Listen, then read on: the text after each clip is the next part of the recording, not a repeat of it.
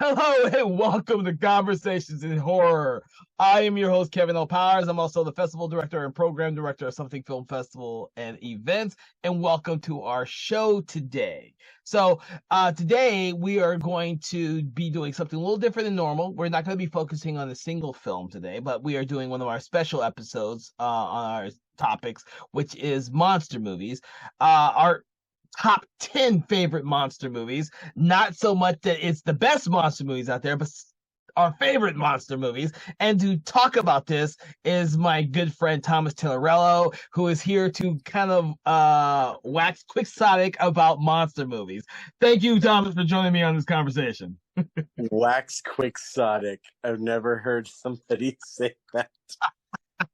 But the monsters are definitely going to groove tonight. I'll tell you that much. Yeah, and I'm a little excited about this because I'm a huge fan of monster films. But I will have to say, with a caveat, I kind of limited myself on particular monsters. I did not put any monsters on my list that were human related. So one of my favorite films of all time, monster wise, in my opinion, is Nightbreed, but I didn't include it on the list because they're all really humans that have been either resurrected, so to speak, or are still human or came from human aspects. I did not put anything like that. So I also didn't put stuff like The Fly on there, which is one of my favorite monster films, or anything like that. So I kind of kept it to monster movies that actually have a real monster in them. Like I didn't include on my list either Relic, which I absolutely love because the monster originally came from a human. So stuff like that I didn't include on my list. So Well, I had no such restrictions on my list, except for maybe one. Except that I didn't put. I did restrict myself to mostly movies that I feel like, while they're maybe cinematic masterpieces, I feel like some of these movies that we might throw into this conversation about the best monster movies of the 80s tend to get talked about a lot. And so some of these I feel like maybe a little overexposed. So some things like, say, American Werewolf in London, I feel like people have talked about way too much up and down. I like that movie, but for purposes of this list, it's not going to make an appearance. Um, uh, I also deliberately avoided putting any zombie movies on this list because they are a particular kind of monster that I feel like always should get their own list. mhm. Other than that, oh, well, I suppose, talking about what makes a monster, I suppose I could say that I interpreted your restriction a little literally, in the sense that I didn't include any slashers on the list. Because if you think about it, especially in the 80s, a lot of the typical slashers that we consider are really just monsters. Especially once Jason 6, I believe, yeah, Jason Lives drops. Jason is no longer a human man. Jason is now a zombie. So So now, from then on, the Friday the 13th movies are zombie movies. So, yeah. And you can do this. You can make the same argument about the Nightmare on Elm Street movies. Those are all ghost stories because Freddy is just a ghost mhm. that kills people in your dreams. So, technically speaking, ghosts and zombies are excluded from my list, Okay. So and serial killers. So no Hannibal on this list, even though that's a '90s, I think. Anyway. I don't think we limited ourselves for any type of decade or years or anything like that. So I think we're good. Mhm. So this being what we're gonna start off with, we're gonna start from number 10 and work our way to number one. I'm gonna let you start off with your number 10 movie. So I was told there'd be a top 10 '80s monster movies. So I'm gonna pick with my number 10. Before, of course, I think I'll. I'm just gonna say I had a hard time just picking 10. Oh, Um, originally, like, we were just gonna do 5, and that was really hard. Even now, expanding it to 10, I was like, like, it's got to be something that I really loved, that had an impact on me as a kid. Mm-hmm. and hasn't been overexposed, but also like I can pinpoint to a particular thing that makes it a monster movie. Mm-hmm. And I feel like what makes something a monster movie, you have to say it has to include some kind of monstrosity, an other that is an outsider, comes into our human experience and has to be dealt with. Mm-hmm. You know, whether it's an alien or it's a genetic freak or whether it's a deformed human or a prehistoric monster coming out from the ice. You know, it's a thing that should not be. So that's the one thing I think all these things have in common, is that they are things that should not be, people who should not be alive, creatures that should not exist on this planet, but yet they do, and they all represent things that we're terrified of. Um, and like I said, I couldn't limit it to just 10, so I've got a runner up that I think I'll reveal at the end because it's kind of a wild card. Okay. So number 10 for my list of top 10 great 80s monsters movies is Phenomena by Dario Argento. Um, so those of you who don't know this movie, it is the last good Argento movie before he does opera.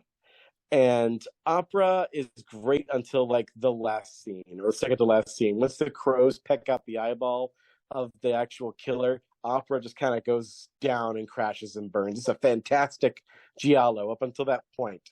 But right before he did opera, he did this movie, which, slight spoilers, does count as a monster movie because you find out that the killer in this movie is a monster of sorts, and he's a terrifying monster. I have to say, the reveal of this monster haunts my dream. For those of y'all out there who don't know, Phenomena is basically what if Dario Argento took Carrie, but instead of having telekinesis, she can talk to bugs and any kind of insect and also control them. And also, she doesn't have a weird psychotic mother. Instead, she has Donald Pleasance, who is this guy in a wheelchair who's studying her abilities. And also, there's a murder mystery. Mm-hmm. And she uses her powers and her connection to the insects to help solve this murder mystery. So it's kind of like X-Men, if X-Men were an episode of Murder, She Wrote with a lot more gore in it. So that's kind of what this movie is. Oh my and god. and it's amazing. The kills are gloriously shot. It's in the Argento sort of way. Um, the dream sequences, because oh, and I forget, instead of Sissy Spacek playing the Carrie-esque character, you have Jennifer Connelly, who was like 16 years old when she made this movie. So it is like Labyrinth era Jennifer Connelly with insect powers. And she loves these insects. She gets picked on by kids at school, and the bugs kind of come to her aid, and she's like, "I love you all. I love all of you little bugs." And it's insane and crazy and weird. But what makes this movie great is the twists and turns that come with this. You think you know who the killer is, you do. You have no idea, and the way that she uses her powers to solve the murder, the way that the everything is set up and reveals itself, the dreamlike imagery of her sleepwalking episodes, and of course, since this is an Argento movie, we have an amazing soundtrack by Goblin, and I still listen to some tracks from that soundtrack while I'm driving at night, or sometimes listen to it to get in the mood to write something horror. It's amazing. The only I think misstep in this movie stylistically is spoilers when Donald Pleasance's character gets murdered. They see him taking, and she sees them taking away his body for whatever reason. The music in the background while they're taking his body away is "Flash of the Blade" by Iron Maiden. which I guess is meant to be foreshadowing because spoilers. Um, his pet chimp uses a razor to get revenge on the actual killer. So I guess that was meant to be a joke, but I'm not sure it quite works. It maybe works in Argento's head, but Oh, it's just kind of weird and awkward in real life. But other than that, the movie is amazing. Unfortunately, the first time I saw it was on a very cheap DVD under its American release title of Creepers. yes. And that version of the movie is heavily censored, is 4:3, and the picture quality is terrible, and I'm sure some of the sound cues are probably off. But thank God, people at I think Scream Factory or Vinegar Syndrome have put out a beautiful looking 4K of this movie and has restored it to its original glory under its original title, Phenomena. So everybody should check out Phenomena. All What do right. you think, Kevin? Well, I'm not gonna say what I think about the movie because I have different opinions on this movie. But I am gonna go to my number 10, because I want everyone to listen to your list and get your impressions of why it's on your list. Now, for me, my number 10 is because my list is based not on whether the quality of the actual films themselves, but more or less whether or not I thought the monsters were effective and I like the monsters. So with not my number 10, this will be a polarizing one for a lot of people, is 1988's Watchers.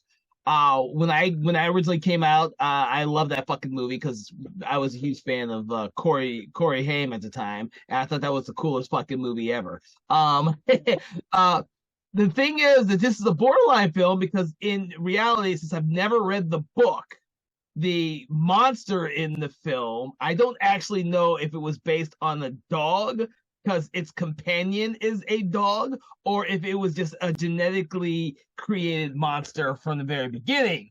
One day, I plan on reading the actual Dean Koontz book that the movie is based on, because from what I've been told, none of the Watcher movies actually follow the book. And it'd be interesting to see because I'm a huge fan of Watchers and Watchers 2. Yeah. Yeah, the only Dean Koontz book I have in my collection is Phantoms. And I hear it's much better than the movie, which maybe is not So much. the movie is horrible. It has a very good at first act, when they're trying to build up the suspense and everything, but by the time they get to the second act, the whole movie completely falls apart. And I saw that movie at the theaters, and even when I was young and saw that movie at the theaters, like, what the fuck? And I still I hadn't read the book either. But I was like, what the fuck? So thankfully, Phantoms is not hopefully on either one of our lists. No, but number 9 on my list does have to do with some supernatural goings on and other dimensions. It is The Gate from 19, I want to say 87. When I compiled this list, I found out that the late 80s were apparently a banner year for horror. So many of the my list came out in like 85, 86, 87. Most of mine are 86, 87, 88 as well. So to people who grew up watching these films like I did are gonna be very familiar with a lot of the movies on my list. But the Gate is one I completely forgot about. I've seen the Gate a billion times as well, and I love the Gate. Yeah. Uh, you got one that I forgot on my list. Oh, that's wonderful. Well, like I feel like well, the first time I saw it, and I know that people kind of maybe dismiss this movie a little bit. You know, if you're a hardcore horror fan, you dismiss it as like a Gremlins ripoff. This movie is not a Gremlins ripoff. Even though it has little monsters, the little monsters are only just one aspect of this movie's horror. Mm-hmm. I would say because it is PG-13 and involves kids, it does, I think, probably classify as gateway horror. But I would say this is not the sort of thing you should use as your gateway horror right off the bat. This is something that you probably use after your son or daughter has passed through the gateway of, say, Gremlins or maybe a Killer Clowns from Outer Space. Then you take them on to the harder stuff like the freaking gate. And then you can take them even further, maybe to Monster Squad. And then that's where so this is not what you open with, because this No. movie is legit scary. This is a legitimately scary, freaking disturbing piece of Lovecraftian horror with kids. And, It's called The Gate because basically these kids just discovered that this tree has fallen in their house, and underneath the tree is this hole in their backyard. And through circumstances, especially when they're messing around with one of their heavy metal albums that supposedly, we play it backwards, has these satanic incantations, discovered that this hole in the ground is in fact the gateway to hell. And they're coming out. And when they finally do, you get such a variety of demons and demonic activity. Like, I mean, yes, you get little creatures that when they fall, they split apart into little stop motion worms. You get zombie people that when they fall down, they split apart and become the little demon creatures. And you have melting zombies that can take on the form of your parents. You have, I'm pretty sure at one point the demons, I think, kill the dog. yeah. Yes, there's dog death in this movie. Spoilers for that. If you don't like that, this may not be your movie. So it's dark. It's super dark, and it just goes further and further into this nightmare. It is like an '80s kid's nightmare on film, and it just doesn't really have. It has the dream logic of a nightmare, especially towards the end. In fact, I'll say the only thing I think doesn't work in this movie is the last monster. Like, I feel like the giant demon lord thing that comes out that's stop motion, I don't know what it is, but I feel like its face is kind of goofy. That's the only thing. The only thing, he looks kind of goofy. I don't like the design, but other than that, it's great. It's super fun. The sequel is terrible. Don't watch that. But the original, The Gate, is for sure something that sticks in my ribs, and I constantly, every now and then, think about it. And the same feeling of chill that I think about it now is probably the same one that I had when I first saw it. When we were at Cancun when I first saw this movie. We were in Mexico, and it was playing on HBO in our hotel room, and that's how I first saw this movie. Oh, Jesus. Yeah. So All right. yeah, number 9. For my number 9, I'm going to go more into the godlike creature realm, and I'm going to go with what's this? 1982's Q, the Winged Serpent from Larry Cohen. Yes. When I was a kid, I saw this movie and I thought, "Oh my God, this is the coolest movie ever." Michael Moriarty, I had seen in Troll, and I probably got into Law and Order around there because he was in the first few seasons of Law and Order. But I was familiar with who Michael Moriarty was. Didn't know who Carradine was at the time, but I didn't know who he was. And the idea of this huge fucking bird creature roaming the New York City skyline was cool as shit to me. I just thought it was so much fun, and it got me into even though I didn't know who he was, I didn't know who Larry Cohen was, but when I started to appreciate directors and styles, I really gravitated towards Larry Cohen because of this movie. And I still love the monster in this movie. I recently watched it about a year ago again. So Q is still relatively fresh in my brain pan. Yeah, I still haven't seen that, but I have always seen clips of it, and I've always been fascinated by the creature and the idea of the creature. And growing up in Tampa, close to Tampa, Florida, where I grew up, there is a building. There's a SunTrust Bank building that kind of sort of looks like a Mayan pyramid, and I always thought they should remake Q the Winged Serpent with a good CGI Q and have him, live in the SunTrust building in Tampa. Because it would make more sense to me anyway that a Mayan god cult would form in Florida as opposed to New York, because closer proximity. But Yeah, when I'm older, when I rewatched it, I was like, well, it doesn't really make sense he's in New York, but fuck, it like the Ghostbuster movie, New York is a character in Q, so it's really cool to watch it in there. But you are absolutely right; it would be more logical to be in Florida than it would be in freaking New York. Yeah, exactly. And it would be so. And I thought, like there's so many other things you could do with it too. Like, wouldn't it be cool if like the cult was the only thing keeping Q from munching on the city, and like the cops, the David Carradine's cop busts the cult for making human sacrifices, and the moment that they don't do it, bam, the dragon comes out and starts killing people. So like, oops. But like, there's so many. I'm surprised nobody's done a remake of it. Actually, a lot of Larry Cohen's stuff has, well, like well regarded and beloved as he is, there's really not a lot of kind of like nobody. I don't know if anybody who's trying to like reboot any of his stuff. Like nobody's out there trying to do a remake of It's Alive or even. They've already done that. They did do a remake of It's Alive. Oh, they did. I didn't see it. Yeah, Was no it one any? else did either. No, no one else did either, dude. It's pretty bad. Yeah.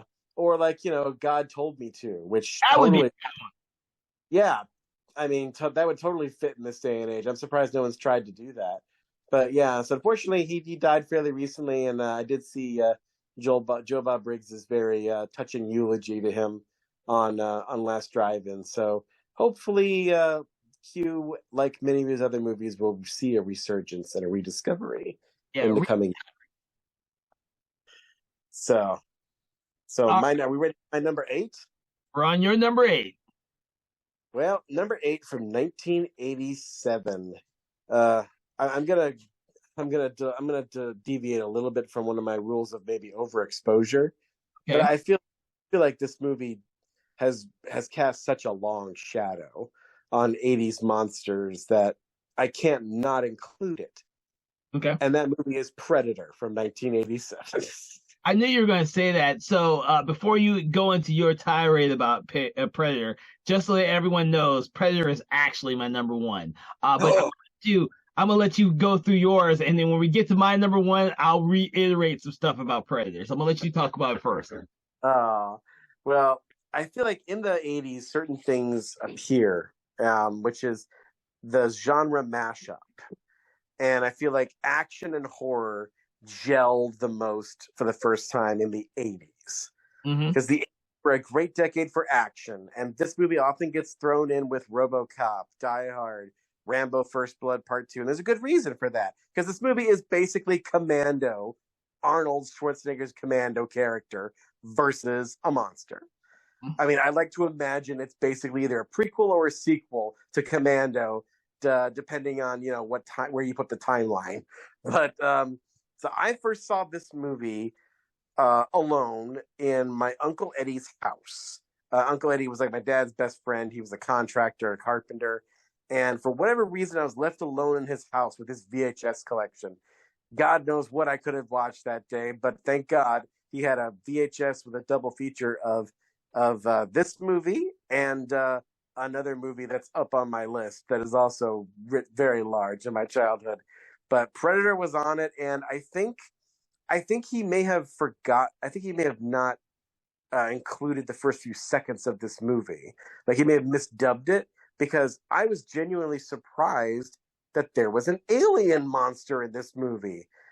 Like I thought this was just like an action movie with Arnold, and then all of a sudden, boom, here comes this creature that's invisible. I had no idea he was an alien until like the end of the movie. And so to me, that was a really cool kind of reveal and made it an interesting a film that's unlike any other to me. Of course, then years later, I find out you actually do see the Predator spaceship in the beginning of the movie. Yeah. But most people, I guess, forget about that part, and but like the Predator himself has become this iconic creature, of course, made by Stan Winston on the flight to the on the flight to Southern California where they were filming it, because apparently the original Predator who was being played by a very young Jean-Claude Van Damme, just wasn't testing very well. Didn't look really good at all. I've seen what it looked like originally. I didn't think it was that bad, but it's kind of more insect-like in the original. But they decided, nah, we need something better. So what we need is Rastafarian dreads on this thing and mandibles. Yeah, that's what we need. And I guess they were right. But real quick, I do think what makes this movie really work isn't just the monster, and it is a great monster, is the idea that this movie strips down to its bare primal essence the machismo of the 80s muscle man, which had become the archetypal Reagan era hero. This an unstoppable muscle man who nothing can stop him. Every enemy, so there's an escalation to the point where they're all supermen. There's no earthly thing that can take them on. What are we going to throw at Stallone next? Well, but I guess let's be an alien, because that was the original genesis of this story. Is somebody saw Rocky IV and he had fought, this genetically engineered Russian, and they thought, well, he's beat the genetically engineered Russian. What could he possibly do? Well, I guess he's got to fight an alien. So that's what they did. And this is one of the few times in Arnold movie history where I almost felt like Arnold's going to get his butt handed to him. This thing is just beating the crap out of him. And he might actually die. So it's this great clash of icon versus icon. And I think it's part of the reason, and the deconstruction of that icon is part of the reason why this movie is such a classic. Yeah. Okay. All right. So you just did your number 8, right? Yep. All right. So my number 8 is more of a fun movie. Now, don't get me wrong, everybody. It's not a great movie. I love aquatic horror movies. So there's going to be several on my list because I love aquatic horror movies. So I would have had something like Leviathan on this, but Leviathan came from, it originally derived from a human. So I didn't put that on my list. So instead, I put my other favorite aquatic movie, which was Deep Star 6 from 1988. Despite the fact that we almost don't see the freaking monster clearly, I think that's actually a great thing because I have this image of what this prehistoric crustacean monster looks like. And so every time I watch this movie, it just gets better and better, despite the fact I know it's not a great movie. You can't tell me it's a great movie. It's a fun fucking movie, and I love watching it because I love aquatic horror movies. But when you get it's more or less the aquatic rip off of fucking Alien, a bunch of people working down in the ocean accidentally enters a cavern that releases this prehistoric creature that hasn't been fucking seen in God knows how long, and then they each get bumped off one by one. How can you not like something like that? And you get the incredible Miguel Ferrer as our lead guy, I think, right? Yes, who goes a little nutty as the film goes on. Yeah. I will say that movie does have a fantastic poster that I think is probably scarier than the actual movie, and a great title, Deep Star 6. Yeah. That poster juxtaposed just kind of stirs up your imagination. Yeah, I've never actually seen Deep Star 6 all the way through. I have seen Leviathan. I do like that movie. Poster's not as good though, and maybe the monster's not as good either. Even though it's also created by Stan Winston. See, I always thought the monster Leviathan was so close to the monster in The Thing. It was ever changing and ever evolving. And I just love the fucking cast for Leviathan. Absolutely love Leviathan. The cast is fucking amazing in there. Whereas the cast in Deep Star 6, with the exception of Miguel Ferrer, are pretty throwaway. I could tell you, I think that's the one that Deep Star 6 is the one that had Nia Peoples in it, I think. And so I think that's about the only person I can think of. And why is that? Because she was hot. Other than that, So yes, Deep Star Six is on my list. Well, number 7 is on my list is also involves a beautiful lady in the cast. Um, and from 1985, this is probably my one real, aside from Phenomena, this is probably my one real deep cut on the list, and it is Life Force. Ah, good one. Toby Hooper's Life Force. Space Uh, vampires. space freaking vampires. The greatest space. You know what? I think I can say this with absolute certainty. This is the greatest space vampire movie of all time. You know what? Um, One day I'm gonna eventually get to reading the book. I have the book and I have yet to read it. I need to get around to reading the original book. oh, I'm begging you, Kevin, to put this movie on the list because there's so freaking much we can talk about with Deep Star Six. I mean, sorry, well, Deep Star Six, but also Life Force. Um, I first saw this movie. I thought I saw part of the ending to this movie playing on my parents' TV, and what I saw was a swirling vortex of blue glowing energy and people running around it in a city square. And I was immediately intrigued, but my parents would not let me watch what they were watching. So for Oh, years, I didn't know what this movie was. So it's became one of those movies where I tried to seek out the origin of it from from an image half remembered in my teenage brain. And finally, when I finally figured out what it was, I was overjoyed. yeah. um, so, Life Force, like I said, best space vampire. And you know, I will also go out on a limb here and say that it is Toby Hooper's best non-chainsaw movie. It is it is bonkers. It is it doesn't this movie does not care about structure. It does not care about logic. It does not care about characterization. It is a big budget sci-fi horror fever dream Yeah. involving astronauts find a spaceship that looks like a giant eyeball, kind of trailing behind Halley's Comet. Inside the spaceship, they find what I guess is a mural or these weird imagery of giant bats. And then at the center of which are these three crystal space pods with three naked people in them. And one of them, or all of them, I'm not sure which, wakes up, but the lead one is a girl who almost never speaks. And once they get them all back to Earth, they come back to life, and literally all hell breaks loose. Mm-hmm. Steve Railsback is the lead scientist astronaut in this movie who falls in love with the girl, played by Melinda May, who this was her first movie, and she did not speak English. I think she was French. And but Steve is supposed to be the main character of this movie, but you would not know it from watching this movie because it goes all freaking all over the place Yep. and all over the world. And Melinda May is like a naked vampire who drains people's life force, and that's the blue energy I saw. So, and that kind of is the only real theme that sort of holds this movie barely together. Is this idea of there's something inside of us that transcends our bodies. So this is a special effects extravaganza Yes. about human soul. Yes. So This has some great visual effects, even though the story is bonkers. But we like bonkers movies here. we do. I mean, it's like if you filtered Species through Poltergeist, you kind of get an idea of what this movie is. The 80s were weird, man. And if you want to know how weird, just watch Life Force. All right.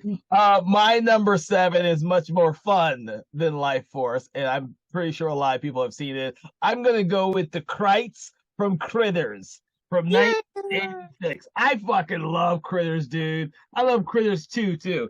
And even though they are kind of a ripoff of freaking the Gremlins, this is the most fun ripoff of the Gremlins movies out there. I think I had so much fun with this movie. The bounty hunters, the Krites that speak a different language and are smart, relatively speaking, and of course, the fact that they're like little porcupines with their little quills and shit. And it had Dee Wallace in it.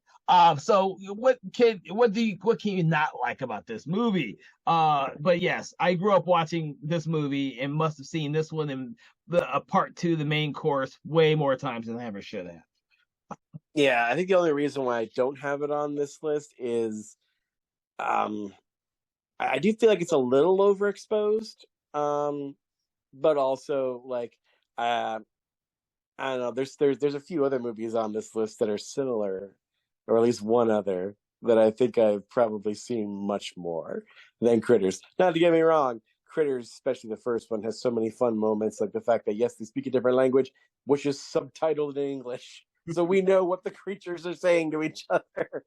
Things like they have weapons, so what? Bang, and it gets shot.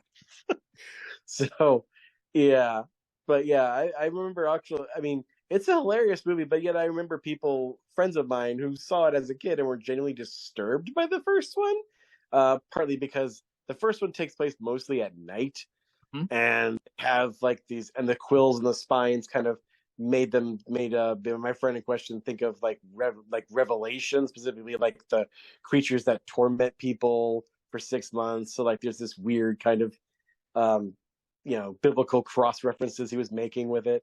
So yeah, it was interesting. It was a new perspective. I also was kind of freaked out a little bit by the bounty hunters too. Like the idea of this faceless alien was kind of creepy to me in a weird way, because it kind of sort of vaguely had that shape of almost a communion type alien, but without any eyes or anything.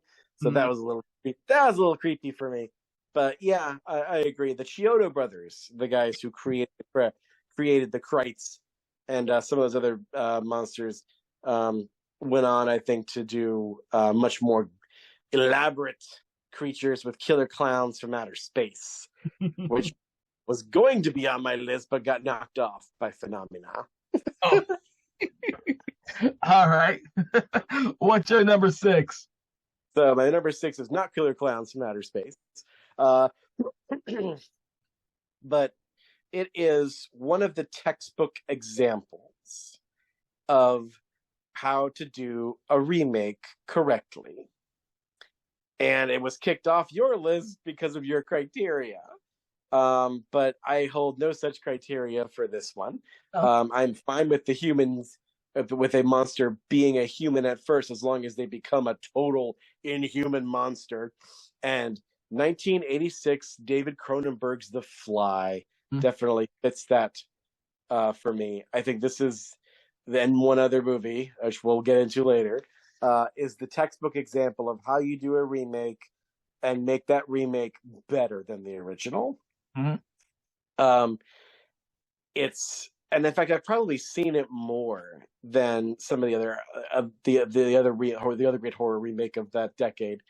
Um, this movie mainstreamed body horror, which is a pretty amazing thing. Up until then, Cronenberg just was only doing this kind of stuff with The Brood and keeping it in like the art houses. But this was a multi-million-dollar movie produced by Mel Brooks, and he still allowed him to do the kind of body horror effects that he would have done, say, in Scanners or They Came From Within. And he made Jeff Goldblum a megastar. And he certainly should have gotten an Oscar for his performance, because he's amazing in this movie. And I love the slow downward spiral he goes through. It's almost like a drug addiction, Hmm. where immediately after he has the laboratory accident with when he doesn't switch DNA with a fly. He becomes a human fly, and the fly becomes a human man. Like, unlike the original movie, where they have to, where the whole section of the plot is them trying to find the fly so they can fix him. No, there is no fixing Jeff Goldblum. He is stuck like this, and he's just going to get worse as the movie goes along. So a lot of this kind of allegory going on is the AIDS epidemic. This idea of the betrayal of your flesh from a disease. He says this, the transformation is manifesting as a disease. So you literally see him slowly come to pieces and become this Brundle fly, Hmm. a thing that's never been seen on Earth before. The effects, of course, are amazing, and they got an Oscar nomination for it. And when Gina Davis says, "Be afraid, be very afraid," we were. Although I have to say, my attraction to this movie was not based on any trailers that I saw. It was for a trailer I saw for The Fly 2. When I Oh, saw that, yeah, when I saw the Fly 2 trailer. That movie was not out yet, so instead I was attracted to the Fly 1 because that was all I had. So thankfully, I didn't see the Fly 2. Otherwise, the Fly 1 would have been very spoiled. Um, but yeah, so I guess this movie started kind of my kind of short little fixation on people turning into insects. Baxter Stockman became like my favorite monster in Teenage Mutant Ninja Turtles because of this movie. Yeah, so you never look at your houseflies the same way again after watching it. It's still good after all these years, and I think there's a reason why, unlike the other movie on my list that was a remake, they haven't remade this again. They've tried, but there's only two versions of The Fly. There is the original in the 50s, and there is Cronenberg's, and that is still the way it stands. It's probably going to be that way for a good long while. Nah, someone will remake it. They keep coming up with scripts for multiple reboots and stuff. And of course, the thing about this movie is, as much as I really think that like the Cronenberg's The Fly is probably my favorite Cronenberg film next to Naked Lunch. Um, the fact is, I actually like the monster in the second movie more than I do the first one. Yeah, you're not the person who said that. Actually, a friend of mine said the same thing, that he liked the Son of the Fly. I like the design for the monster in the second one more than the first one. I think the disturbing version of Brundlefly is where he's half the machine and half the fly. I thought that's fucking creative as shit. But the actual Brundlefly, I kind of like the one in the second one, but you know, that's just me. The second film is not a great film. It's a fun film. It's interesting to have Eric Stoltz in the role that he probably didn't fit very well, but it is what it is, and hopefully one year, one day, one decade, we'll get either a reboot or a fucking sequel that actually means some shit, because the comic book sequel they did was actually pretty damn good. The Fly Out. You know what would be cool if they made like a Netflix limited series of The Fly, because then you could really kind of draw out the slow degradation of this guy's body. Yep. Yeah, and show the slow transformation, and maybe even include a scene that they cut where, like, he sees a little fly leg on his arm and bites it off. So, but yes, if I had not put the limitations on my list, that one would have been the top. Because I absolutely love that. I mean, that's one of my favorite monster movies of all time, and I recently watched it last year. And anyone who's been following knows that I read the book on the making, not the making of, but a critical analysis book on The Fly by Devil's Advocate that I finished it early this year. I'm always going to keep reading stuff about that movie. I fucking love that movie. I think it's a brilliant piece of filmmaking, and like I said, one of David Cronenberg's all-time favorite movies, or best movies. So, but yes, I am glad that even though I had my limitations on my list, that you actually put it on your list. I couldn't not. So what's your number 6? My number 6 is I love this movie. It's got the dumbest monster known to mankind, but fuck if I can't stop watching it sometimes. It's got Frank Henenlotter's Brain Damage from 1988. So see, the thing is this movie holds a very dear position with me, because it's the first movie I knew who the fuck Frank Henenlotter was. And after I saw this film and had my entire brain explode on what was possible with a horror fucking movie, I went out and actually seeked other movies he had done.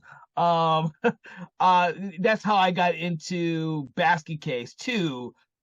I watched Basket Case 1 after I'd seen Basket Case 2 and 3. I watched them all out of fucking order. Yeah, I'm horrible about that. If you ever listen to most of the stuff that I've watched as a kid, I've watched most franchises completely out of order. So my love of certain films defies explanation. Heck, I watched the Evil Dead franchise in reverse order. I think Panazzo did the same thing when we discussed that. Or I think she watched them on the water too, and that happens sometimes. I mean, with me, I was growing up when VHS tapes were coming out. So if and this is what happened with Basket Case and my thing with Hidden. Basket Case 1 was damaged at the video store I used to go to, so it wasn't ever in. Basket Case 2 came out, and I watched that first. And then, of course, they made Basket Case 3, and then they never fucking got a replacement video for Basket Case 1. So I didn't watch Basket Case 1 until, Jesus Christ, I don't even know. Maybe it was only 10 years ago. Yeah. But what puts Brain Damage above those three in your estimation? However, in fucking Brain Damage is a cool little monster. This little failing fucking little monster that gives you drugs and makes your brain go. I'm like, dude, when I watched that as a kid, I'm like, what the fuck? That's some crazy shit. I was what, 8, 9? I was like 12, 13 years old when I saw fucking Brain Damage. And my parents didn't care about the movies I watched. You literally rent any movie I wanted to watch. So I'm seeing all these movies as they're coming out on video. And when we rent Brain Damage, because I'm a huge horror fan, even in my early teenage years, I'm like, what the fuck is this movie about? Now, I didn't know about drug addiction or any of that shit at 12, 13 years old. I didn't know that's what the movie was about. Dude, that was some cool shit that happened in that movie. I'm like, oh man. And of course, at the end of the movie, when this fucking brain explodes, I'm like, it turned, yeah, I had to go seek out other movies that this guy had done, which is really easy because in the horror section of video stores, it wasn't always that big. Not every horror film was on VHS at the time. And of course, once these video stores bought one copy of it, if it got damaged because it's a VHS tape, they're not going to replace it. You'll see the box still there, but you're never going to see the video that goes with it. And that's how Basket Case was with me. But Frank Hinenlotter, if you're listening to our podcast, you're one of my favorite directors of all time because of fucking Brain Damage. So that's my 2 cents about Frank Hinenlotter and Brain Damage. I hope more people will go out there and see it. If you or anybody out there, dear listener, if you're part of Frank Hinenlotter's team, please reach out to him. We'd love to interview him on the show. Oh, hell yes. I would love to hear it. So my number 5, again, is probably a little bit talked about a little too much, but then again, I think you'll probably agree that you can't not say enough about this movie from 1980. Or was it 82? I can't remember. But it's the other textbook example of how you do a remake that's better than the original. And that, of course, is John Carpenter's The Thing. Yep. We have already covered on this movie. It's John Carpenter's The Thing. It also, mainstream body horror. It also brought this kind of paranoia set up, trapped in a freaking isolated place. Who is the monster? Kurt Russell, a horror icon because of this movie. I mean, it's stupid not to include it because it is so iconic. I almost didn't include it because I feel like it's almost a little exposed, but it's The Thing. The thing is, it's The Thing. And what can we say about The Thing except it's The Thing? Well, I'm going to tell you, The Thing is number 4 on my list. So this is the second movie that we've crossed on our list together. Both of mine, they're a little bit higher than yours. But The Thing is a movie like you. I never get tired of watching The Thing. It's one of my top 3 Carpenter movies by far, and I've seen it up there as many times as I've seen Big Trouble in Little China, and oh my god, I can't even think of the movie now. Fuck, In the Mouth of Madness. So I've seen those 3 movies of his like a billion times, and I never get tired of them ever. Because the monsters are so effective. The film, I think that is by far one of Carpenter's most flawless movies. I think everything from the story, the cinematography, the art, the script, the actors, the cast is amazing. The special effects are fucking phenomenal. Even now, it's fucking what 40 years later, and they're still fucking great. I mean, the film is just phenomenal. Not just in terms of filmmaking, but as a monster movie, there's a lot of fucking monsters in the thing. So there you go. Oh yeah. Oh yeah. The nature of the thing kind of leaves it to so many different variations. I mean, in a just universe, this would have been the start of a franchise. Yep. They would have the Thing 2 probably in a submarine like they originally thought they would do it. You could have had the Thing imitating sea life in the submarine. You could have had the Thing in some it gets to land, but it's in like an insane asylum in South America somewhere. There's so many different things they could have done, and they never would have run out of different versions of the Thing.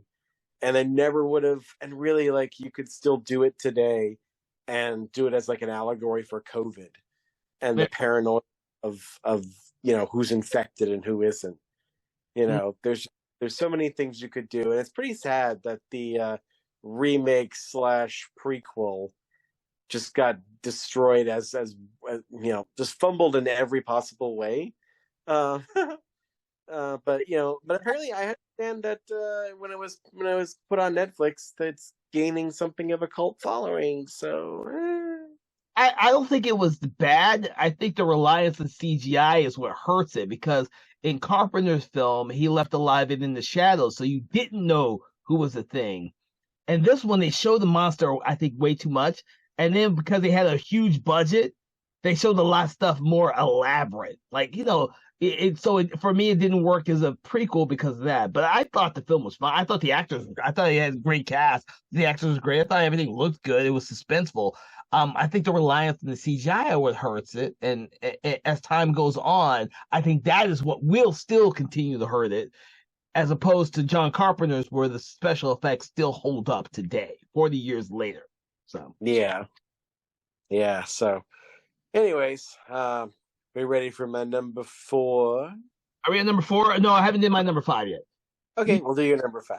Okay, so I don't know if there's going to be anyone out there who likes my movie for number 5, but I think that's the theme of mine. I think I love monster movies more than some people out there, and so people just don't like the monsters that I like. So my number 5 is going to be a really fucking polarizing movie, and it's Rawhead Rex from 1986. I fucking love Rawhead Rex. I love that monster. That is the cheesiest looking fucking monster that you could think of, with a man in a freaking mask and everything and all that. And it looks, it looked fake back then. It still looks fake today. But the concept is that besides being based on the Clive Barker story, Rawhead Rex to me was just a cool fucking concept. And just letting the monster kill anyone and everyone was fair game in that fucking movie. I thought was great. Because I saw that when that came out too in the 80s. I watch all these fucking movies when they come out. I'm a kid. In 86, I'm a fucking kid. So watching Rawhead Rex is like, oh, that's so cool. I was more back then in the 80s of being a person who liked cool monsters, and I would watch these movies a billion times. I cannot tell you how many times I've seen Rawhead Rex. It doesn't hold up. I watched it probably 2 years ago, because I got the Blu-ray of it. I rewatched it. I was like, oh, this is rough. This is rough. But still, that little kid in me says, Spock is Rawhead Rex. I love that monster. And that's a monster I would love for someone to remake. I think that is a great concept that Clive Barker created, and they only touched the surface in the movie of what was in the original story, that you could just tear it up and do something really cool. But unfortunately, everyone out there thinks Rawhead Rex is like a god-awful movie, and I don't think anyone's clamoring to go do a fucking remake of that. Yeah, unfortunately. And the monster, from what I understand, is a lot more phallic in the story. They call him Rawhead for a reason. So anyway, I guess if you think the xenomorph is a little too phallic, wait till you see that. You know? But I think my equivalent even though it's not formally on this list. I mean, I probably should. I'm gonna cheat a little bit and kind of like wedge it in as like a 4.5. Like my equivalent of Rawhead Rex is probably Michael Mann's The Keep. Oh, I still need to see that. I have not seen it yet. It's still sitting on my shelf unwatched. I haven't watched it yet. I don't know how you got it. Must have been like a bootleg DVD because I saw it. I first saw a VHS port of this movie on Netflix years ago, and I could tell it was a VHS port because it was in 4:3, and the picture and sound quality were awful. But even so, even then, Michael Mann's dreamlike imagery still shined through it. And now I've been able to track down. I think iTunes has the letterboxed version of the movie that has a few more scenes in it. It's probably the best version you're ever going to find, unless you buy the laser disc, which there was a brief period of time in my life where I considered collecting laser discs just so I could have a copy of The Keep. The monster in that movie, in all of its forms, to me is super dang cool. And it also, I was so interested in this idea of Nazis coming to a castle keep in Romania and not listening to the words of the frightened villagers and unleashing this demon that this keep was built to keep inside, not to keep anybody from breaking in. And the demon slowly forms as it munches on the souls of these Nazis, and and just the themes and the stuff in it kind of struck me, and like I entertained briefly thought thinking, oh, maybe I should do a spec script of a remake of The Keep because the book is so much more interesting too. I read the book and I'm like, oh, so I bought the book and like wrote all sorts of notes in it, and I feel like that somebody should do a reboot of The Keep and do the franchise that they promised, because that book is the first book in a long series. Oh, okay. I didn't know that. Yeah, it was called the Night World Cycle. So yeah, it's like I think it's like 7 or 8 books or something like that. And also it's part of like this expansive like universe that the author created with this other series of books called the Repairman Jack series. It's set in the same universe. They cross over. Yeah, they cross over with the Keep, the Touch, the Tomb, and Reprisal and Revival. So like those are all the different titles in that series, and man, they should definitely do that as a cinematic universe. So yeah, that's my 4.5. So number 4 is a very personal one to me. Number 4, but I think it has in common with The Keep the thing that you can't freaking get this movie in the form I saw it on DVD or anything except freaking VHS, because Roger friggin' Corman won't give the rights to this freaking movie, at least in the version I saw. And this movie is Godzilla 1985. Oh, they released it on DVD? Yep. Well, then I better find it, because for years I could not find it. It is I believe it is a special feature on the original Return of Godzilla Blu-ray/DVD. Because on all of the redone Blu-ray versions of the Godzilla movies now, they also have the American versions, so people can watch the American versions. But they're special features. That is weird, because I have, maybe I don't have the original, but like I have the Blu-ray of Godzilla Returns, which is the Japanese version of it. No, it's called The Return of Godzilla, not Godzilla Returns. They're 2 different movies. Yeah, I know. I got that, but I've looked through this and I cannot find as a special feature the American version of it. So, and believe me, I have looked. Man, I have looked.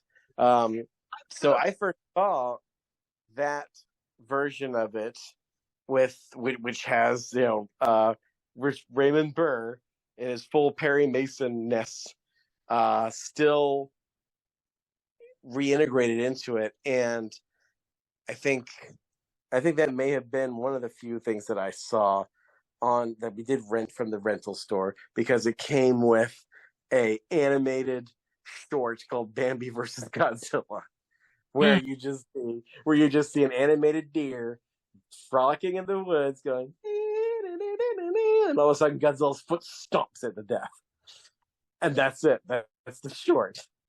But after that, 7-year-old me, if you'd ask 7-year-old me back in the 80s what the best monster movie is, he'd probably say this movie. Because Godzilla had become kind of a cheesy icon up until this point, ladies and gentlemen. But this movie strips all that cheese away and brought Godzilla back to his roots and pits humanity against him. There's no other monster in this movie. There's just the human race and their machines that they build to try and kill him unsuccessfully. Correct. Although the scariest monster in this movie is not Godzilla. Scariest monster in Godzilla 1985 is the sea lice at the beginning of the movie that apparently were munching off of Godzilla, and that's how they got so big. There's a whole terrifying kind of opening to this movie where the ship, the Yatamaru, encountered Godzilla, and you don't see him. And then the next day, one of our main characters finds the ship adrift and goes for this tour, basically, and tries to find any signs of life. And you just see just blood and just bits of dead bodies here and there. And he sees that desiccated corpse still seemingly operating the radio. Now, the English version that I saw, you do hear the Coast Guard coming in, trying to hear them. In the Japanese version, you don't hear anything. They're still unsuccessfully trying to hail the Coast Guard. So I think actually in the American version, it's a little scarier when he turns it around and you see the dead body with the guy droning in the background. Coast Guard Cutter Central calling Yatamaru. Yatamaru, do you read me over? That's burned into my brain for some reason. So the whole ghost ship section of it's pretty terrifying, and then when the sea lice attacks him, it's even more terrifying. But I think in the Japanese version, you see a lot more of the sea lice, so it's not as scary. But yeah, scared the crap out of me. Godzilla, when you see him, is terrifying. The special effects are a lot better, so the city's destruction looks more amazing. Godzilla 1985 may have also been the first Godzilla movie I had ever seen that wasn't cheeseball. I will say, first of all, you are right. I've only seen it because I forget I fucking have a VHS of it. That's how you're absolutely right. I kept thinking it was on the Blu-ray because I have the Blu-ray just like you do, and I just realized, no, it doesn't have the 85 on it. I have the fucking VHS copy of it because I have the VHS copy for like 40% of the original ones, because that's how I started collecting Godzillas on VHS, and I never got rid of them. So that's how I've seen it, and I agree with you because that's the first one I saw was 1985 as a kid because they played it everywhere. It was on TV all the time. And then I watched some of the other ones all sporadically. It has just been recently, over the last year and a half, that I've sat down with my 5-year-old son and we watched all the Godzilla movies up until the new ones, the Monarch ones, because I just wasn't sure if he was ready to watch those, but I guess he is because we started watching 2 of the Monarch ones. But he's seen all those and he fucking loves. I've got him integrated into our Godzilla fan club, so he loves Godzilla now. So, but yeah, you're right. That is weird. You know what? I thankfully did not get rid of my VHS copy because you're right. It's not on Blu-ray or DVD. That is so weird. And it's because of legal, because frickin' Roger Corman won't let anyone make it. We're release it on digital. I don't know why. He's probably waiting for it. Well, I guarantee you, it's 2 legal things. One is, the legal rights from Toho, and 2 is the stuff where he shot with fucking Raymond Burr. I guarantee you it's a double thing. I don't think that Toho really gives two shits about the 1985 version when they have their own. So they're not really gonna let Corman or some other company produce it. There was a huge thing with the rights to the random Godzilla films before they did the big Showa era box set. With like that Criterion did, and you have one of the DVDs of that or Blu-rays of that. That's an amazing set that allows you to watch the different versions of each of the movies. Kind of like I thought the '85 version had been on there. It's not. I'm like, oh, that's fucking weird, but now I understand why.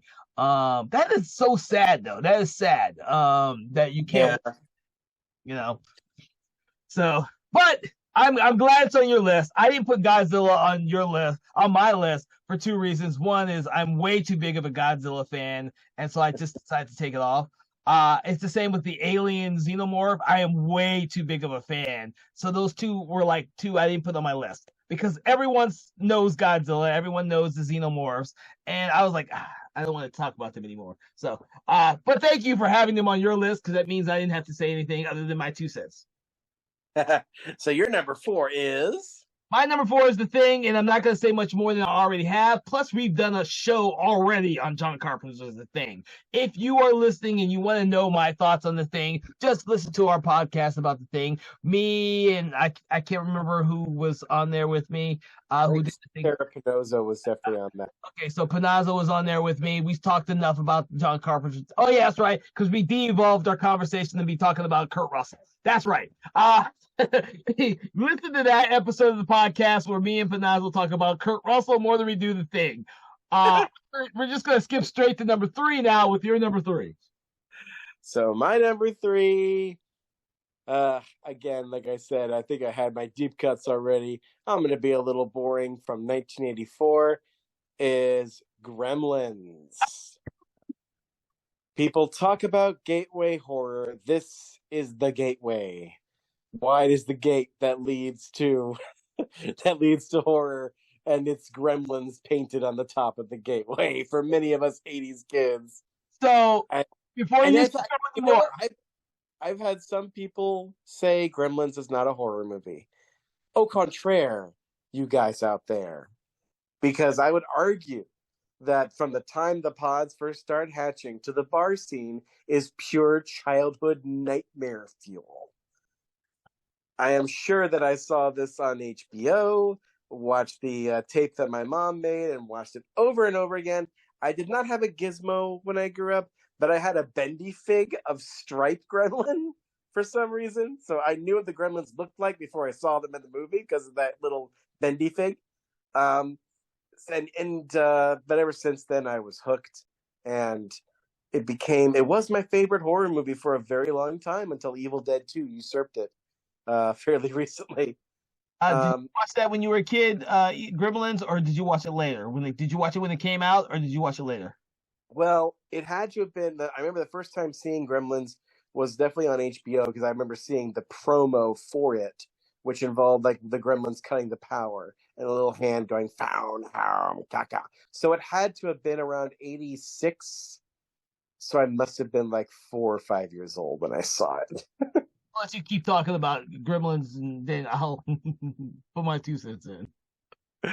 All right. So yeah. Anyways, that's kind of it. It's just like it's been ingrained in my brain ever since then. I hope that perhaps when we get closer to Christmas, we'll include it in our regular conversations in horror, because I feel like this is the ultimate Christmas horror movie, because I feel like it's really about two competing traditions of Christmas. It is about the anarchic spirit of Saturnalia versus the the peaceful kind of innocent tradition of the Christ child, and the Christian tradition kind of clashing in this movie. Like the Gremlins represent one and Gizmo represents the other. And there's so many layers to it in that regard. It's the ultimate Christmas horror movie for that reason. Yes, I agree. Gremlins 2 is better, but that's a 90s movie and a topic for another day. Well, I'll disagree with you on Gremlins 2. I don't think that's anywhere near better than the first one. But the thing is, Gremlins is also my number three. So this is our third movie that's crossed over, and this is actually on the exact same number. Gremlins is my number three. This was a gateway horror film for me because I saw it in the theater when it originally came out in '86. So I was like 8 years old when I fucking saw this movie for the first time, and it wasn't. And that was when the movie was so fucking popular. There was gizmos and stripes and puzzles, coloring books, sticker books. All this stuff was out there before the movie came out, and this is the reason why my parents had to take me to go see that movie when it came out. I saw it at the theater when it came out. Absolutely loved it. I had all the fucking toys and the sticker books and the cards. I had all that stuff when it came out. I was like the epitome of a fucking Gremlins fan when I was a kid. And at 8 years old, your parents are buying you everything. And so this is not a film for a fucking 8-year-old. At the slightest. I don't think anyone, and this is one of the films that led to the PG-13 thing because it was fucking dark. This is a horror film. My wife cannot stand this movie at all. She is terrified of the Gremlins. Okay. I still have nightmares about gremlins. They're more like stress mares, but I still sometimes will have them.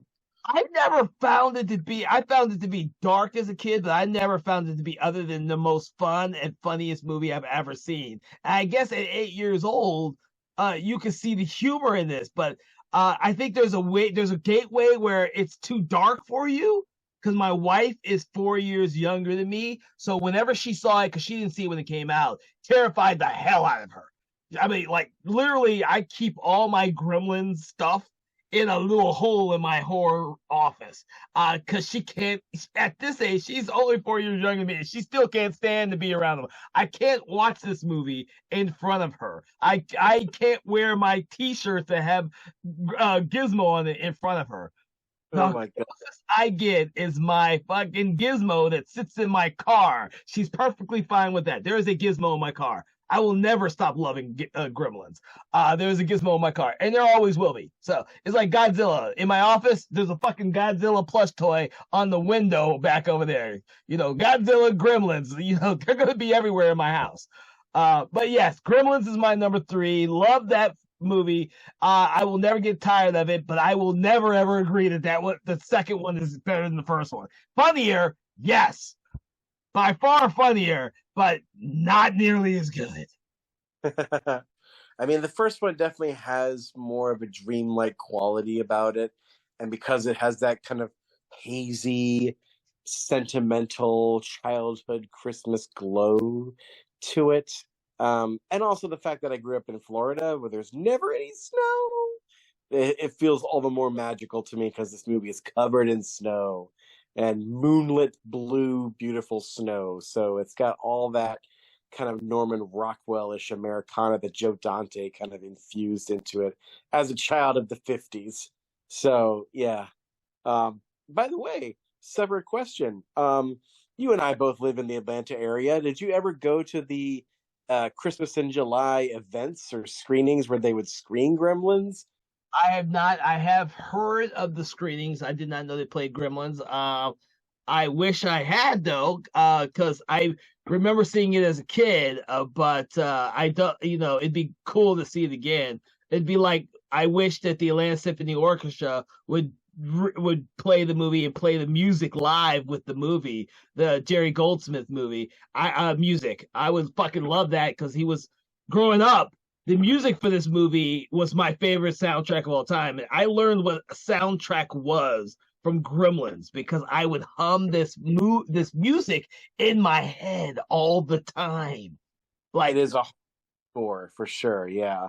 I would say that you still might have a chance to go to the Christmas in July thing because Zach Galligan who plays Billy, the lead of this movie, apparently lives in Atlanta, and so yeah, so every time that they have a Christmas in July event or they screen Gremlins, he generally shows up. And I went to one where they did it at the Plaza Theater, and he was there, and he signed autographs and talked to people, and he did a Q&A with the audience, and I got to meet him, and it was a blast. He oh, was he was a very nice guy, and I got a picture with him and everything, and he didn't charge me for the picture. So Yeah, yeah, that's great because there are some people who overcharge. So if he didn't charge you anything, that's a phenomenal, and I would love to meet him.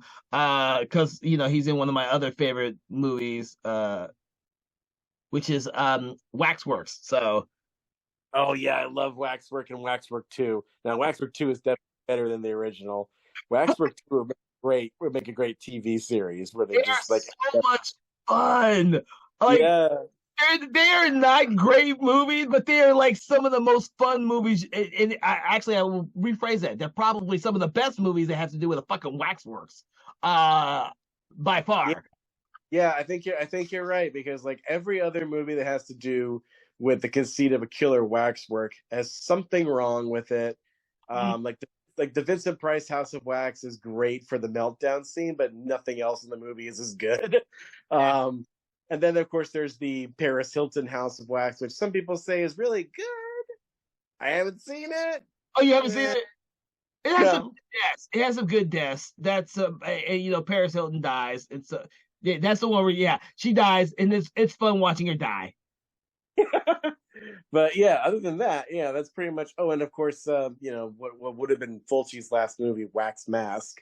Oh, But again, that movie is a little marred because of the fact that Fulci died while they were making it, so special effects guy had to continue making it. So, but yeah, no, I think Waxwork and Waxwork 2 are probably the best of that. And Zach Galligan's shows his range when they do all kinds of dimension hopping to different horror recreations throughout those two movies. And yeah, we should definitely do an episode on both of those. I actually just put Waxworks on the first one on the list.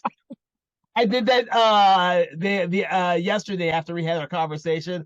I decided to put that one on there, so that one's on there now. Very good. Well, I look forward to it.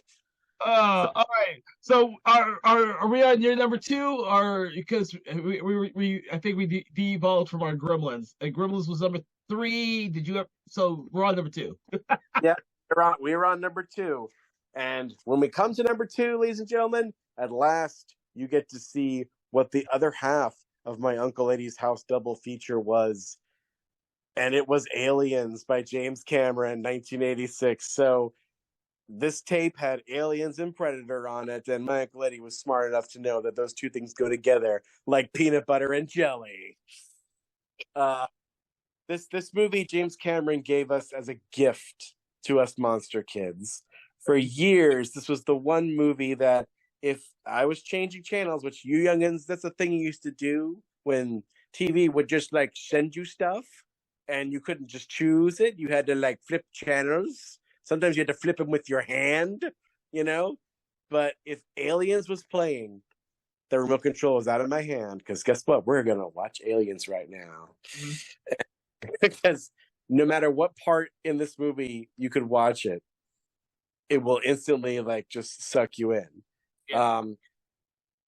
So I mean, there's so much we could talk about with Aliens, and I'm sure we'll talk about it later in the Conversations in Horror. I mean, I don't know how much more you could say and how fantastic this movie is, but I will say there is a question, which is there are many different. There's at least two different cuts of this movie.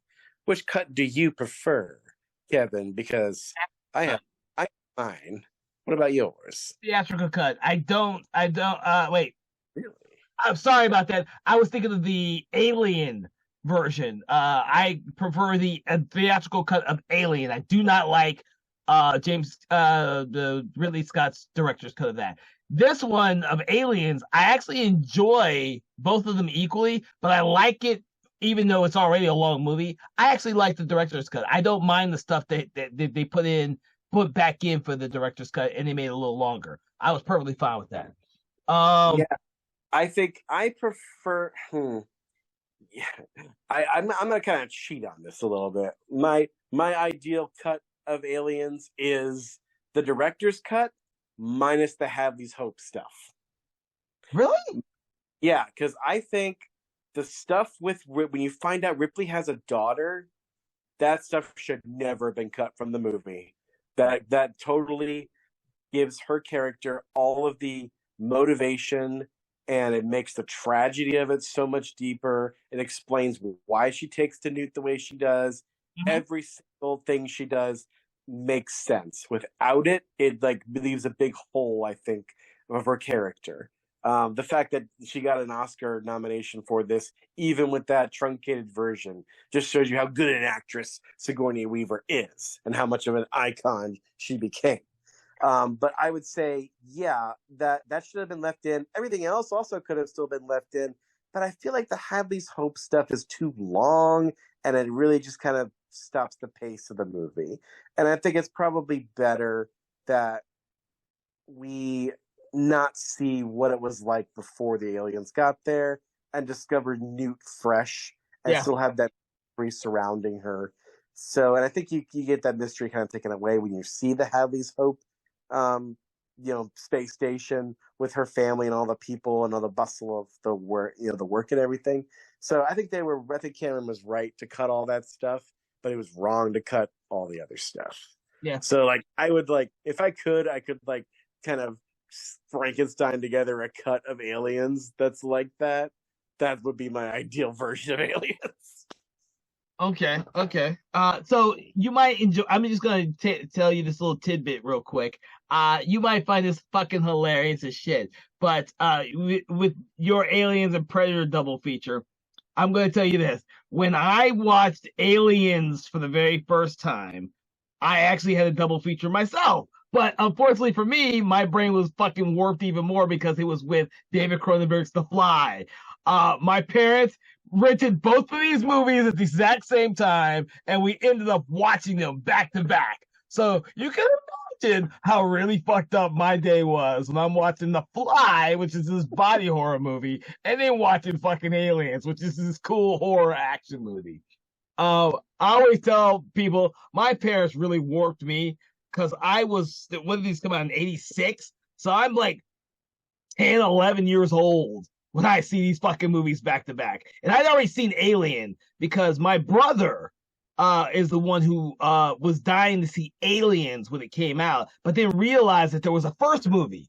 So we rented the first movie because of my brother. And so we saw Alien all together as a family. And then when Aliens finally hit video, we all saw it together. But my parents, knowing the way they are, they fucking rent The Fly too. And we're fucking watching The Fly and Aliens in the same damn night as a double feature. Yeah. I think they have actually, I'm pretty certain that I had not seen the original Alien when I saw Aliens at my Uncle Eddie's house.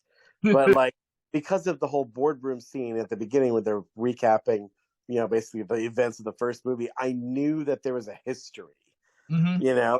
Knew that there was a past, and I think that's also a kind of a lesson for you screenwriters out there, that whether you're making an original IP or story or something, sometimes maybe it's always great to infuse your story with a sense of the past. That this world you're creating existed before the events in your story, and it continues to exist after when you say the end. If you can make it that way, and also you have something great, but also like this idea of maybe sometimes the best thing to do is to start your story in the middle. Yeah. Maybe the sequel is the more interesting story. Yeah. It's not a good movie, but the Missing in Action movies with Chuck Norris. The first Missing in Action movie was supposed to be Braddock Missing in Action 2, but they said, you know what, Missing in Action 2 is a better movie. Let's release that one first. So Missing in Action 2 became Missing in Action 1, and Missing in Action 1 became Missing in Action 2, the prequel. I love that story. I love hearing that story. I have to look to see when they came out because now that you say that out loud, I wonder if that was the same, because Superman 1 and 2 were shot at the same fucking time, but then after they fired Richard Donner on the second one halfway through filming, they brought in, I can't remember his name, the director, to come in and take over for Superman 2. Yeah, Richard Lester. Yeah, there you go. They brought him in to take over for it. I was like, back then there was this weird thing of shooting multiple movies at the same time, but the Missing in Action story is fucking hilarious. Well, better than the first one. Let's release that one first. Yeah, nobody ever does that nowadays. Like nobody would ever do that now. All right, so my number two is one of my favorite monsters of all time, but I can guarantee you that the sequels are less thought about. But the first movie, and this is a Stan Winston monster yet again, because Stan Winston seems to create the best fucking monsters ever. And so he's on our list again, and I don't know if you can guess what when my number two is, considering we haven't mentioned it at all tonight. So I think yes, but I want to see if I'm right. no, what's your guess? I'll tell you. Wait, what's your guess? My guess is Pumpkinhead. You are absolutely correct. And number two for me is Pumpkinhead. I love Pumpkinhead, and I wish Stan Winston had directed more fucking movies because I think that is a brilliant movie with one of Lance Henriksen's most finest performances. I think that the sequels are a travesty to such a great first film. The monster is freaking brilliantly conceived. I love this monster. And it's sadly when I don't think Stan Winston had anything to do with the monster and sequels. The monster and sequels look less like his original one. So I didn't know if someone came in to redesign it. I was like, why don't you just fucking use the original monster? It's like flawless. But Pumpkinhead is one of my all-time favorite monster movies. I love this monster. For me, it's a really iconic monster that just got saddled with mediocre, the bad sequels, unfortunately. Yeah, Pumpkinhead. I completely forgot about Pumpkinhead to be honest, and I think I forgot that it was released in the '80s. I don't know why. It felt more like an early '90s movie to me. Um, I was reticent to put it on the list only because I still haven't seen it all the way through. I've seen half of it. I have not seen the rest of Pumpkinhead. Just never got around to it. But yeah, Henriksen's great. I love Lance Henriksen. I love the fact that they made the monster look like Lance Henriksen, and that pays off pretty well as the movie goes along. He's got a great face for a monster because that face. Yeah. I just realized I broke one of my rules because in theory, the way that the Pumpkinhead works is it is actually the human character that it initiates the vengeance. Damn it! I broke my own fucking rule without even realizing it. I love the monster that much. Yep. It is a revenge story, in which like a witch helps this hillbilly get revenge on these stupid biker kids who accidentally kill his son. And they're living up in like the Appalachian Mountains, so that's a type of a lifestyle that isn't often shown in a fairly positive light in horror movies. We're asked to sympathize with Henriksen's character, and he's not simple idiotic local yokel. He's a real person in this movie, and is kind of torn to pieces in his soul by the revenge that he feels and the personification of that hatred as the creature Pumpkinhead. So yeah, it's pretty wild. I think they created it like it was a guy in a suit on stilts because the feet are like backwards, kind of sort of, and sometimes it's just like an articulated puppet, and other times if it's lifting someone up in the air, it's on a string. But yeah, I mean, I can't imagine being inside that thing and walking around in the woods. That must have been treacherous.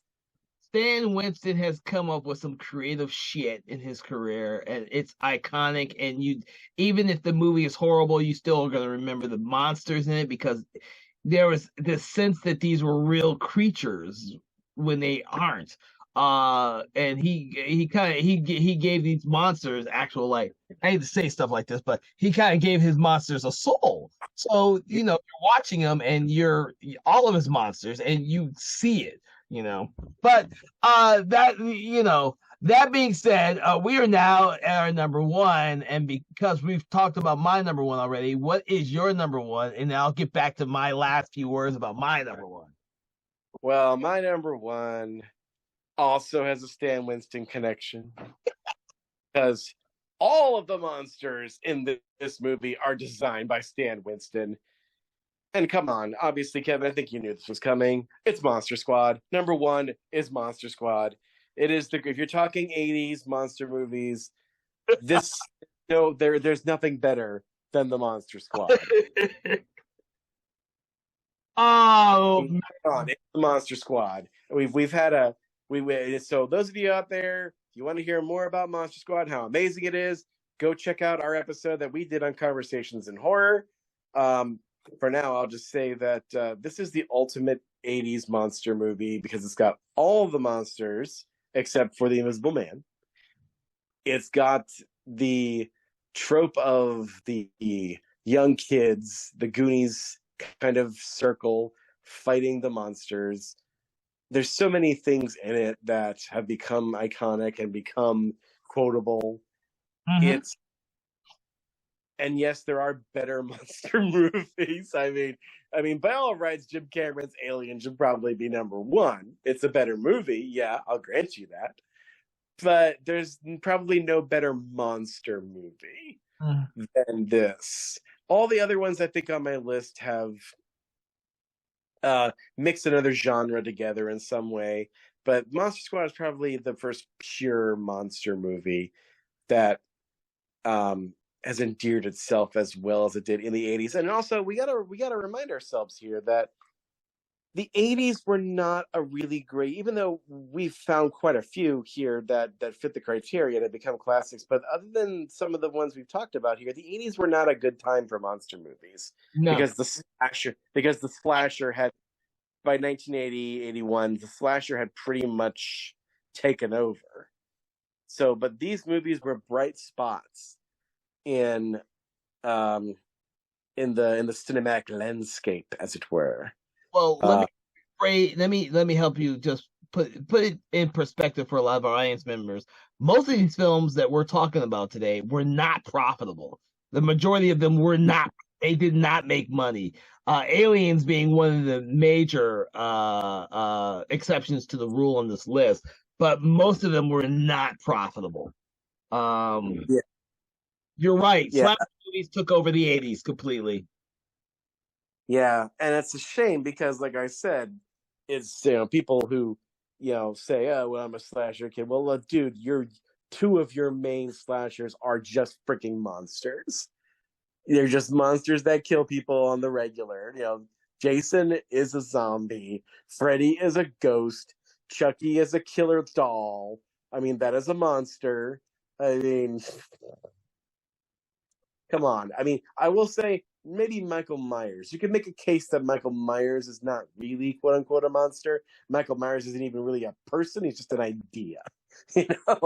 Okay, maybe I grant you that. Maybe Halloween is the only true slasher franchise, perhaps. Silent Night, Deadly Night. What? Silent Night, Deadly Night. Oh yeah, that's true. Silent Night, Deadly Night. Yeah. Well, yeah. Actually, probably just the first three. You have to exclude the fourth and fifth one since they don't follow the same characters. Yeah, I think you're right about that. Yeah, so I mean, really, like, unless you were a zombie movie or a slasher movie in the 80s, there really wasn't a whole lot of place for the classic monsters. But Monster Squad gave us that space, and we keep returning to it every year for good reason. So that's pretty much my list, with the exception of my runner-up. Let me do my first number one, my first 5 words for number one, and then we're gonna go to yours because I'm gonna be doing the episode later on Conversation of Horror about my number one, which is Predator. But I just want everyone to know that Predator as my number one comes with the caveat that I saw this at the theater when it was originally released because my father was a huge Schwarzenegger fan. I don't I don't think I don't even know if he realized it was a fucking monster movie when we all went to go see it as a family. My father was was in the military because he's passed. He was in the military, and we went to the military base that usually plays the film secondhand. So after they probably be at the theater for 2 months, they finally make it to the military bases theater, and that's when I saw Predator. We all went there because I don't think my father paid much of any money for to go see this shit. But I hadn't seen it. I was young. I didn't keep track of all the movies like I did in the 90s. In the 80s, I was still too young to be keeping track of anything unless there was a fucking toy with it. But I saw Predator. I don't know if I really realized it was a damn alien or not until the end. And I was like, dude, that's a freaking cool ass alien. He takes the mask off, the mandibles and the freaking, the hair. I'm like, and Predator has always been one of my favorites. It would be a tie between the Xenomorphs and Predator for me if I included the Xenomorphs, but I decided not to. For multiple reasons, because I could talk forever about the Xenomorphs, because the aliens I got with Godzilla and fucking Gremlins back here. There's fucking Xenomorphs scattered around my office as well. I don't need to talk about those three creatures in our monster movies. They're there. But the Predator, that is such a creative design for something that we had never seen before. And it's not just like some brain dead monster that's killing people. This guy has a fucking purpose. He is a hunter. He is out there killing the best killers out there. And that concept blew my mind. And I would like to thank you for bringing up the fact that you are right. That this movie, Predator, is like the biggest macho movie out there. You got Schwarzenegger and Carl Weathers. They do that in the air. Fisticuffs. You have the big Native American guy. I'm big too. Then you have Bill Duke in there, also a big guy. Jesse Ventura, this big ass, I gotta have the biggest gun in the world. And none of that competes with the damn Predator. And I'm like, when I rewatched it again, I'm gonna take what you just said tonight into consideration, because you have now given me a new reason to rewatch the movie with a new perspective. So that was my few words. I'm gonna let you. You're welcome. It was a whole new perspective for me when I saw the behind the scenes features and saw John McTiernan talk about how the whole thing was just to deconstruct that macho bullcrap. And he does it so clear when they're shooting all their ordnance, an ungodly amount of ordnance, into the jungle and destroy a third of the jungle. And the one guy says, "We hit nothing." Mm-hmm. You didn't hit nothing. You destroyed half of the rainforest. But yes, you didn't hit your target. Sure, fine, because your weapons are worthless. Which, by the way, just makes me kind of cringe a little bit at these freaking cinema bros who were upset that Prey, the prequel to Predator, had a Native American young girl kill the Predator without any weapons, with just her know-how. Which is funny because Schwarzenegger did that at the end of the movie because none of his weapons worked, so he had to make bows and arrows and traps and stuff, which is exactly the same kind of stuff she made. So screw you guys. But yeah, so my runner-up, you could say my number 11, is probably Little Shop of Horrors, the musical, which is my favorite movie musical of all time. Singing in the Rain is probably a close second, because Gene Kelly's stuff in Singing in the Rain is genuinely mind-blowing. But Little Shop of Horrors was always a childhood favorite of mine. I actually used to do the dentist musical number to patients who were doing research studies at this hospital clinic that my aunt used to work at. And I briefly had a job there. I would entertain them while they were waiting for their results by doing "You'll be a dentist," and oh boy, did they! I love Steve Martin in that movie. But I still think it counts as a monster movie because that killer plant, Audrey 2, is an iconic monster and the creation of Frank Oz and his amazing group of puppet guys. And yeah, I think it, especially if you watch the director's cut, where spoilers, the monster wins and propagates and creates these giant other Audrey 2s, and it becomes a kaiju movie at the end, which blew my mind when I finally watched that way.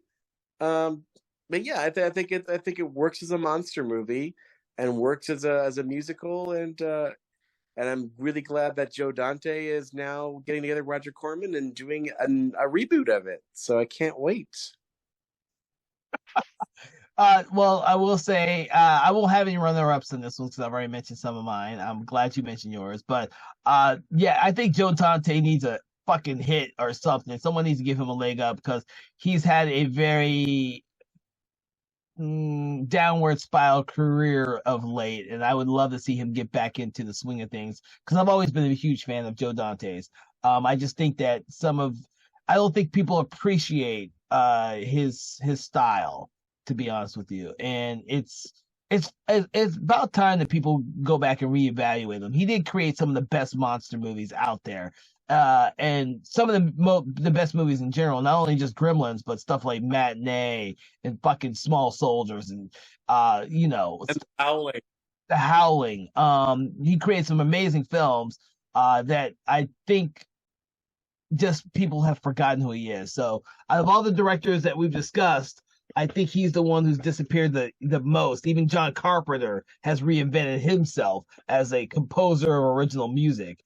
Yeah, I think Joe Dante needs to come back and be allowed to reinvent himself. So yeah, agreed. I mean, Cronenberg's still hanging in there. He's actually coming out with something new.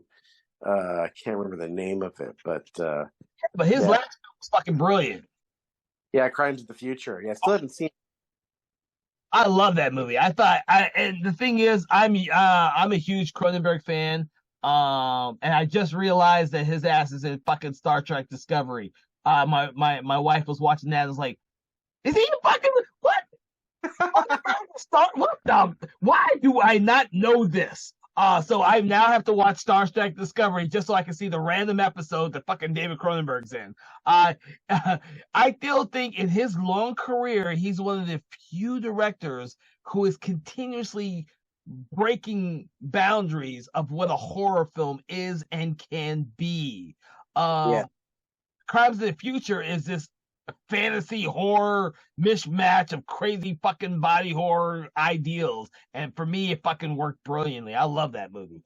And I think that I think people like Joe Dante, directors like him and people like Joe Dante and John Carpenter, people have forgotten, or general audiences nowadays have forgotten what amazing talents these guys are. And even though they may be older now, they're still hopefully and still able to produce some of the best work of their careers. I think David Cronenberg is probably one of the ones who continuously do great shit.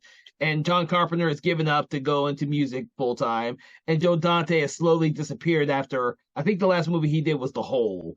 I keep thinking actually, I think the last theatrically released movie that had Joe Dante's name on it was Looney Tunes Back in Action.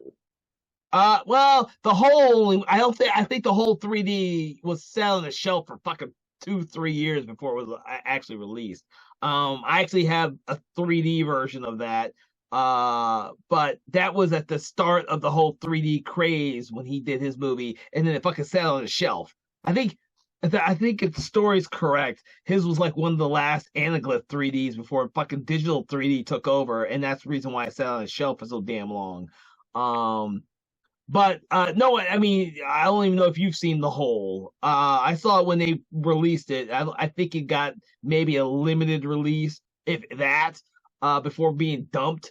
And you know, I don't even remember his last big film because Looney Tunes Back in Action, which I enjoyed, also tanked the box office, which was sad. And Jerry Goldsmith's fucking score was replaced. You know, Oh, I think there's two versions of the score for that, just like there was for Timeline, which is Jerry Goldsmith. I believe that was the last score he did before he Man, passed. what is it with poor Jerry Goldsmith? Keep getting replaced, man. But It happens, but I think with Timeline, if I'm not mistaken, they completely replaced his score, and I have his version of the score because they released it, I think, after he died. oh, you know what? They did. They've been doing that to him for a long time because I think they did that to him in Legend.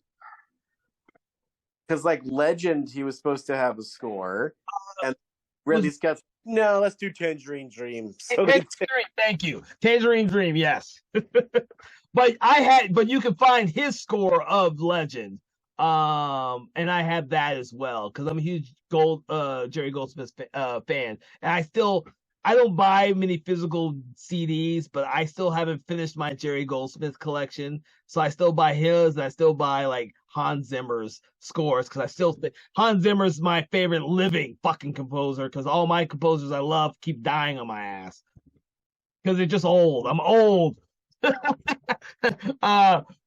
uh, that will go for this episode. I know we went a little long, everybody, but I want to thank you all for allowing us to talk about our favorite monster films of the 80s. I want to thank Thomas. Thank you so much for coming out here. It's always a great time when me and you talk about movies. So it's great that we were able to talk about 80s monster movies, and I'm sure that we're going to have some more great conversations in the future. Everyone out there, thank you so much for joining us today.